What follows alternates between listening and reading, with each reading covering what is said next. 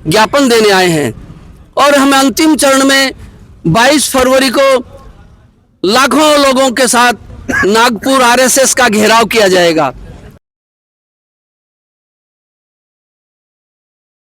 हाँ जी, नाम बताओ तारो। मेरा नाम ओम प्रकाश सेवदा है और मैं कैसे होते? भारत मुक्ति मोर्चा राजस्थान का प्रदेश महासचिव हूँ। अच्छा। और सर्व समाज समरसता एवं सर्वांगीण विकास समिति का मैं अध्यक्ष हूँ। मैं एक प्योर सोशल वर्कर हूँ। अच्छा। और पिछले लंबे समय से सोशल वर्क कर रहा हूँ।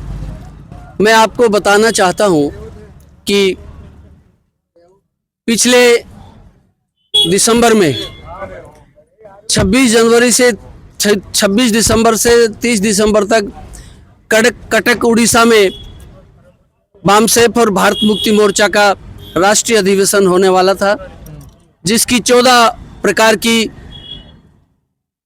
स्वीकृतियां उड़ीसा सरकार ने दे दी थी और ये लगभग 20 दिन पहले स्वीकृति प्राप्त कर ली गई थी।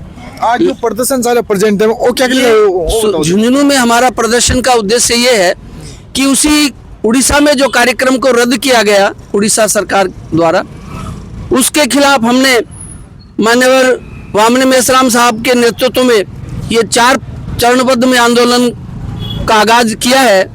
उनका हमें निर्देश मिला तो आज 7 जनवरी को हम झुंझुनू कलेक्टर महोदय को ज्ञापन देने आए हैं और हमें अंतिम चरण में 22 फरवरी को लाखों लोगों के साथ नागपुर आरएसएस का घेराव किया जाएगा। वहां हम जाएंगे और पूरी ताकत और शिद्दत के साथ वहां जाएंगे, क्योंकि ये गूंगी बहरी सरकार भारत के नागरिकों को पुनः गुलाम बनाने के लिए आतुर है। और हम चाहते हैं सरकार की क्या कार्रवाई से थारी दिक्कत क्यों हुई? वो हमारा राष्ट्रीय अधिवेशन होने वाला था। हमारा राष्ट्रीय अधिवेशन प्रतिवर्ष होता है।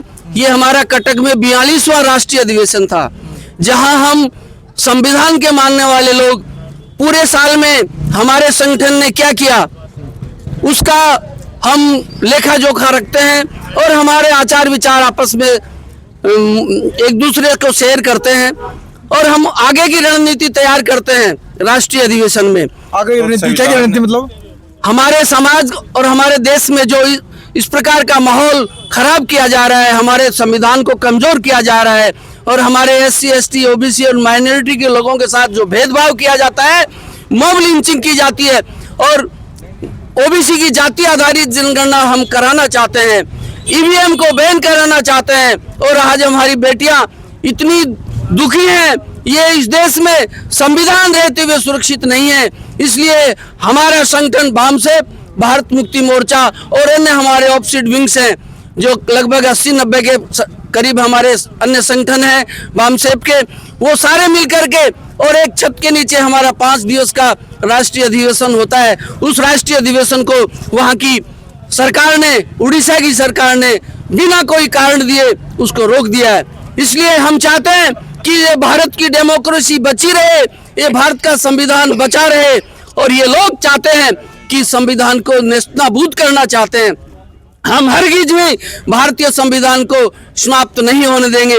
बाबा साहब के ये लड़ाके, बाबा साहब की ये संतान, ये मेरी बहनें, मेरी बेटियां, मेरे बुजुर्ग युवा साथी ताकत के साथ खड़ा है और मैं इस मौके पर उन लोगों को चेतावनी देना चाहता हूं कि तुम समझ जाओ इस संविधान को अगर आपने थोड़ा सा भी इधर उधर करने का प्रयास किया तो आपका हालत बुरा होगा। इसलिए मैं आपसे एक आग्रह करूंगा, मीडिया पर्सन है आप इस देश को बचाइए, आप इस देश की रक्षा कीजिए, सच दिखाइए, आप गोदी मीडिया मत बनिए। और वो जो गोदी मीडिया बनी हुई है उसी ने इस देश को बर्बाद किया है। जिस प्रकार से बांग्लादेश बर्बाद हुआ, जिस प्रकार से पाकिस्तान बर्बाद हुआ, वो सारा का सारा इस गोदी मीडिया की करतूत है। सोशल मीडिया ही एक ऐसा प्लेटफॉर्म है, सोशल मीडिया ही एक ऐसा मीडिया है जो बहुजन मीडिया है और देश को बचाने का प्रयास कर रहा है। इसलिए हम आपसे गुजारिश करते हैं कि आप सही और सच्ची खबरें चलाइए, किसी के आगे झुके नहीं। अगर आप झुक गए तो ये समझ लो आपके आने वाली पीढ़ियां आपको कभी भी माफ नहीं करेंगी। मैं थानिया बोलना चाह रहा हूँ कि मुख्य समस्या क्यों हुई वो बताओ थे। मुख्य समस्या मैंने आपको बता दी। 50 करोड़ का नुकसान होगा। अभी आपने भाई हमारे लगभग 50 करोड़ का नुकसान हुआ है। इतना बड़ा टेंट जो कई एकड़ में लगा हुआ था, उसकी तैयारी हमने 1.5 महीने पहले शुरू कर दी थी कटक में, और उस तैयारी के पूर्ण होने के बाद में वहां की सरकार ने दी हुई परमिशन, 14 प्रकार की परमिशन थी, वो रद्द कर दी गई। इसलिए हमारे बहुजन समाज के लोगों में बड़ा आक्रोश और पीड़ा है। और भी साथ में खड़े बस बातचीत। हाँ जी, क्या समस्या के लिए ठहर होते हैं? वो कटक में हो रहा है अधिवेशन, वो बंद कर दिया, इसलिए आ रहे हैं वहाँ। कितना दिन से जुड़े होते संगठन से? 2 साल से जुड़े हुए हैं। क्या काम करे कौन संगठन के काम करे? मतलब ये सब, ये बेटियों के सब आगे होता है ना, उनको सबको आगे लाता है और हमारे संविधान को बचाने के लिए काम कर रहे हैं इसे।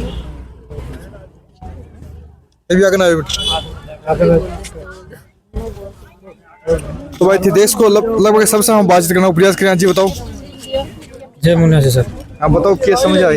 ये हमारा जो वामसेव और भारत मुक्ति मोर्चा का राष्ट्रीय अधिवेशन था कटक उड़ीसा में 42वां, उसको परमिशन लेने के बावजूद भी रद्द कर दिया। तो वहाँ पर जान माल का हानि हुई है और वहाँ पर बीजेपी की सरकार है, आरएसएस की सरकार है। एक आरएसएस का लड़का था, उसने वीडियो बना के हिंदू मुस्लिम करके और वो रद्द करवा दिया। तो उसको वहाँ पर जान माल की हानि हुई है। जो उस कार्यक्रम में जो खर्चा लगा वो भी दे। और 22 फरवरी 2026 को हम आरएसएस मुख्यालय पर आंदोलन करेंगे। कहाँ पर? नागपुर में 22 फरवरी को। अभी आप नागपुर में जाओगे सारे के सारे? 22 फरवरी को जाएंगे हम 22 फरवरी को 10 से 15 लाख लोगों के साथ पूरे भारत से। बताओ कि इस समस्या पर क्या कहना चाहोगा? मैं नाम बताओ जरा। कैप्टन मोहनलाल, आरक्षण अधिकार मंच झुंझुनू। अच्छा, आज कुल मिलाकर के जिस तरह से लोगों को दबाया जा रहा है, कुचला जा रहा है, लूटा जा रहा है, नागपुर में इजाजत दे, वहाँ पे कटक में इजाजत देने के बावजूद, पैसा खर्च होने के बावजूद प्रोग्राम को कैंसिल इसलिए कर दिया कि वो डर गए। वो डर गए कि आज जनता खड़ी हो गई, 80% जनता खड़ी हो गई है।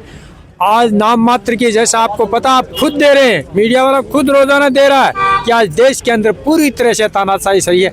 संविधान के खिलाफ जो कुछ हो रहा है, संविधान के खिलाफ जो काम हो रहा है, संविधान को बचाने के लिए हम इकट्ठे हुए हैं। संविधान को बचा के रहेंगे। वो संविधान को तोड़ने का ये काम था। संविधान बचाने के लिए यहाँ पर विरोध प्रदर्शन करें? बिल्कुल, सब जगह तरीके से अलग है, जातियों के नाम से, धर्म के नाम से, इस तरह से संविधान को तोड़ा जा रहा है। वो संविधान को नहीं टूटने देंगे। पूरा भारत एक है।